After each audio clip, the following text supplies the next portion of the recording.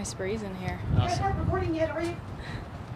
Yeah, but you can say hi. Hey, Tina. Great job. Thanks. Great job. Good I'm play not today. saying that I was thinking about it, but I knew what the map was because it didn't matter for me. So Well, I appreciate it. I got you. Thanks, bud. Yeah. Thanks. I'm proud of you. Thanks. Hey, and congrats on qualifying. We'll see you next week. Yeah. I'm Yeah. excited. All right. I'm excited. Go get them, right, Dean? Thanks. Do you stay extra hydrated? Do you have sachets of things and everything you need? Plugging along. Good. Thank you. Good. Get it, girl. Thanks. Christina Kim, a good friend of yours right now, especially, I would imagine. Yeah, that's right. I mean, I knew when I walked off 18, I knew what the circumstances were, and she was able to make up, I would guess, probably like a 10 to 12 footer, something like that, to close out her match, and you have to think about those things to advance. So You just on the way over, you talked to a quick family friend, little fist bump. I'm sure you gave them a heart attack.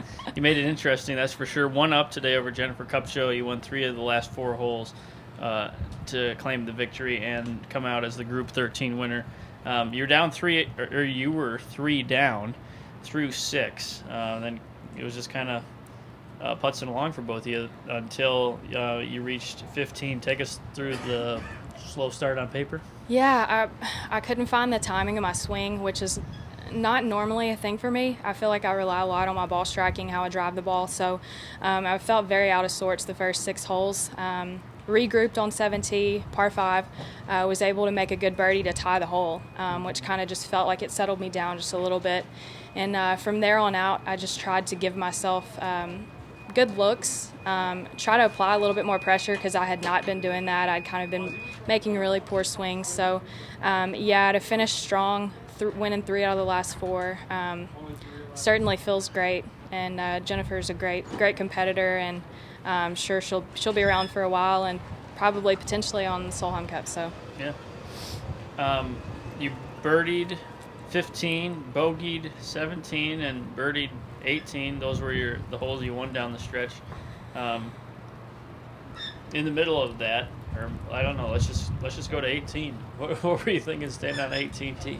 well, like I said, I knew I had to win the match. So I mean, I was going to be as conservatively aggressive as I could. And fortunately for me, I had a great drive, probably the best drive of the day under the circumstances, and only had a pitch and wedge in. So I certainly did what I needed to do on the drive, and hit a pretty good approach. It flew just a little bit further than I was wanting, but I did what I needed to do, and gave myself a really, really good look for birdie after the balls above the hole here are just really tough. So I'm thankful to walk away with birdie and get the win. It's windy in here. Is it windy out there?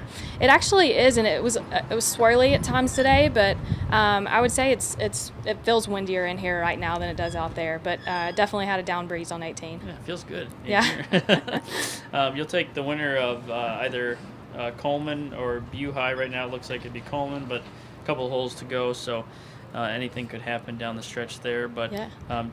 You lost your opening match to Leona on Wednesday. You came back strong with a win over Christina Kim yesterday and closed it out with that come from behind win over Kupcho, with where your game's at and confidence level to string together 2.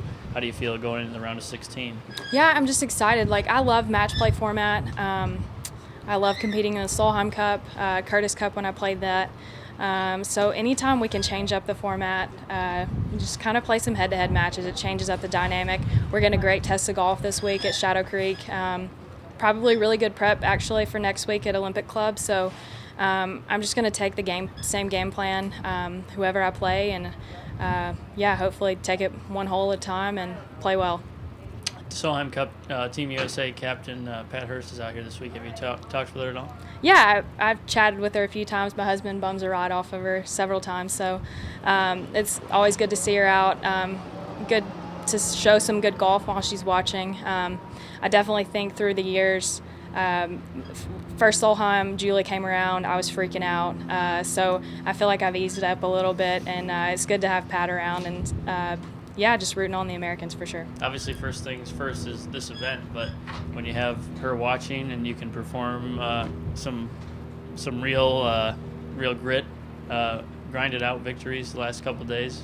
Yeah. I would imagine she's taking notice. Do you think about that at all? Does Solheim ever cross your mind when you're walking out there? Not necessarily, just because from the standpoint, I feel like if I do what I'm supposed to do on a daily, weekly basis, I should find myself in a really good position when I finish.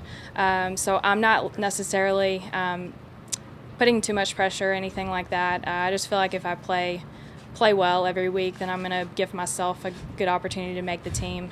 So, yeah, it's obviously it lingers in your mind because you want to be on the team, but it's not a super pressurized thing that I'm putting on myself to make the team.